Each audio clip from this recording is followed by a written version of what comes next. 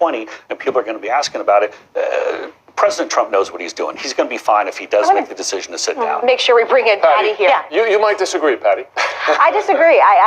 Look, I think that many people have questions about Comey's judgment. People on both sides of the aisle. Certainly giving the letter 10 days before the election, maybe even the timing of this book, and certainly also, talking about the size of his hands and all of that stuff that I think he should not have done. But I don't think anybody really questions his honesty, his veracity, his truthfulness. He has been truthful throughout this process, even when he was FBI director and even when he was investigating Hillary Clinton. As painful as it was for me to hear that press conference in July, it was truthful. Let me just, I don't mean to interrupt you, but I think this is only the first version of Comey's own truth. I think Comey, you could tell from the interview, from the book, I think you can tell that he's still wrestling with a few things. He kind of talks a little bit about how you can't let politics ever interfere in making decisions, and yet he did. He decided on October 28th that he was essentially looking at the polls and making that decision, and knew that the FBI was going to be hammered, and himself, right? So I think he's still working through the sort of the Catholic thing where you admit all the things that you've done.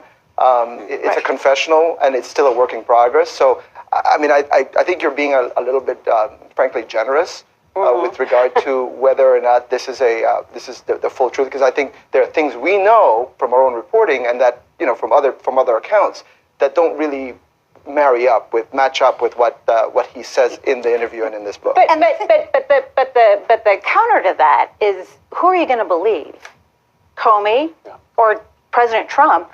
Who I think at last count, the Washington Post said he has 2,400 untruths since he's been president. So this is going to go on for, 2 weeks, and it's going to be a Trump versus Comey. Because in the polls, right, in opinion polls, listen, people have strong opinions about him, negative and positive on both sides, but by and large, American people tend to believe Comey's account more than the president's account, much along the lines of many other disagreements in the country now, but at least by that measure. But why did the president ask the vice president and the attorney general to leave the room?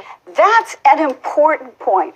You only do that when you know maybe you're going to be a naughty boy and maybe you're going to be asking a question that you shouldn't be asking and that you didn't want them to hear. And I'll tell you one other thing that was striking to me in this, and we've heard this before in all of our reporting, is that Comey wasn't asked at the very beginning, what can we do about this Russia hacking into our elections? Instead, it became a PR conversation, so it didn't look like the president's election was illegitimate. And I think if I'm the FBI director, I'm thinking, wait a minute. You mean he wasn't asked by the president? He wasn't asked by the president. His team, I mean, the entire team. And that what we already know is that the president has been more concerned with how the Russian meddling impacted the outcome of the election and therefore the legitimacy of his presidency in the actual meddling. Yeah, I agree with that. The other thing that is really striking, and he did this a little bit in his testimony before Congress, but much more so in this interview and clearly in the book, is he sort of has his, maybe to continue on your confessional, he has his good angel and his bad angel, and he's still wrestling right now, at least publicly, with whether he did the right thing or whether somebody else would have done something differently. And the question is whether he's saying that as a way to try to not seem like he is, as people are accusing him of being holier than thou, when the person who is, has the moral compass, that he sees himself that way, or whether or not that's frankly a genuine internal discussion. Well, you see, but Diana, the thing is about it, it's the idea of him wrestling with it, I think, is absolutely right. But the Justice Department is structured in a way that he would never have to wrestle with it. Right. It's the prosecutor who decides whether or not to bring a case. It's a prosecutor who goes before the cameras if they choose to hold a press conference. It'd be Loretta Lynch who said she would defer to the judgment of the investigators in this case, not that you hold a press conference on my behalf.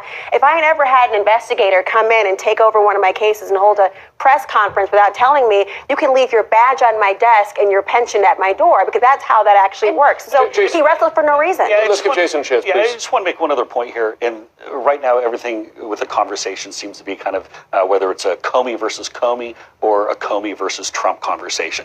But I think it's much broader than that. You look at the Democrats who have come out and criticized former Director Comey.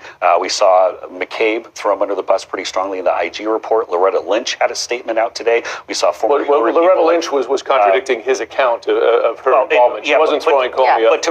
But to put it out today, I mean, that's a clear, she wanted to get ahead of this. She did, because she's part of the interview. And Philippe Reigns, former Hillary spokesperson, came out with some pretty strong but that's a good comments. point you bring up, because and Comey referred to this in the interview, that Democrats reviled him for his interactions during, we have one sitting right next to you here, during the campaign. Republicans since then, and Comey raises, perhaps, he said, and I'm paraphrasing, we're flawed human beings that did our best, in effect, to investigate both these things. That's a very good point. I'm glad you asked that, because you would think traditionally that someone's being criticized by Republicans and criticized by Democrats, they must be doing something right. What's different here is you're seeing people, a lot of people look, even say like a Chris Christie type. Yes, he's a Republican, but someone who I think has a pretty unimpeachable law and order type background, somebody who's been a prosecutor and a U.S. attorney, come out and say that if he had done this when he was there, he would have been fired. I mean, I was talking to a former prosecutor earlier today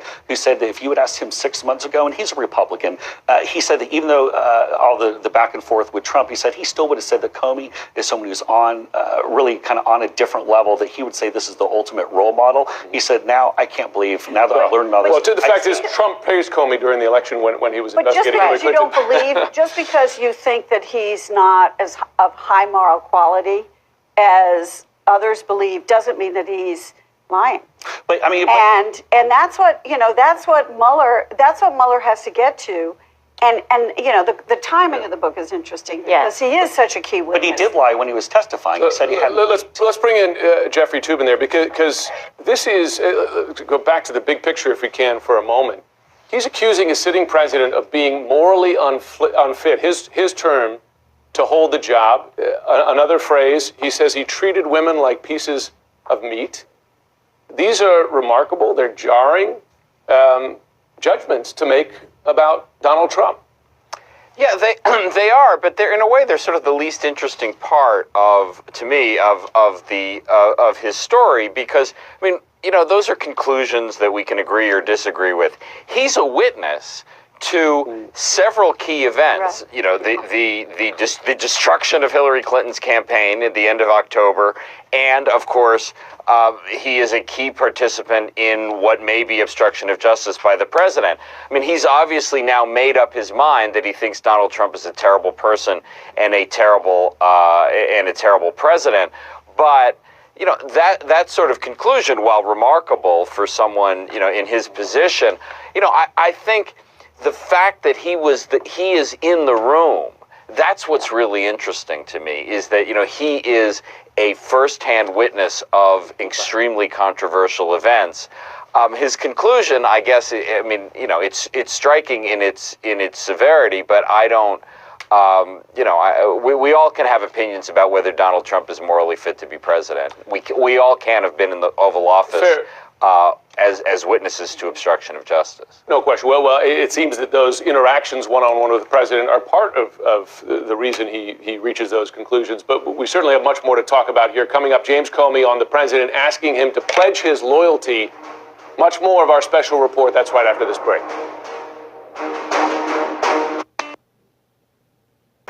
We're back now with our special report on all the new revelations from James Comey tonight, speaking out in his first television interview since he was fired by President Trump. One of the biggest headlines from the interview, we were discussing this, is his comments on the ongoing Russia investigation, and this question that has been out there for more than a year now. Does Russia have compromising information on him? Listen to this exchange. Do you think the Russians have something on Donald Trump? I think it's possible. I don't know.